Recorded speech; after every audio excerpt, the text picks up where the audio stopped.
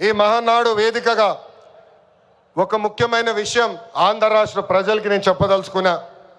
ప్రభుత్వ కొనసాగింపు చాలా చాలా అవసరం. ఒక రాష్ట్రం అభివృద్ధి చెందాలంటే ప్రభుత్వం కొనసాగించాల్సిన అవసరం చాలా ముఖ్యం. 2014లో కట్టుబట్టలతో మన ప్రయాణం ప్రారంభించాం. 2014 నుంచి 19 వరకు సంక్షేమ అభివృద్ధి జోడి ఎద్దుల బండిలాగా మనం నడిపించాం.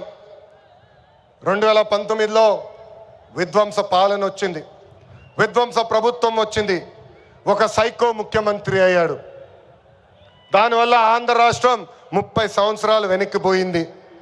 ఆంధ్ర రాష్ట్రం చాలా ఇబ్బంది పడింది. ఒక్కసారి ఆంధ్ర రాష్ట్ర ప్రజలు ఆలోచించాలా.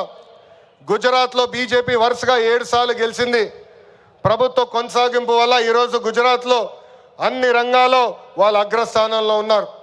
అంతెందుకు, మొన్నటి వరకు మన వెనకాల ఉన్న ఒరిస్సా రాష్ట్రంలో కూడా బిజు జనతాదళ్ వరుసగా 5 సార్లు గెలిచింది. ప్రభుత్వ కొనసాగింపు వల్ల వాళ్ళు కూడా కొన్ని రంగాల్లో ఆంధ్ర రాష్ట్రాన్ని దాటి ముందరికెళ్ళే పరిస్థితి.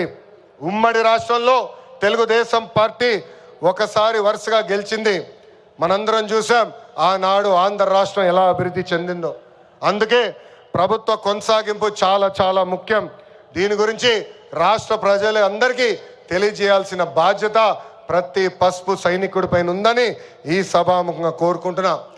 ప్రభుత్వ కొనసాగింపు ఉంటేనే పెట్టుబడులు వస్తాయి. పెట్టుబడులు వస్తేనే నిరుద్యోగ యువకులకి పెద్ద ఎత్తున ఉద్యోగాలు కల్పించే అవకాశం మనందరికీ దక్కుతుంది.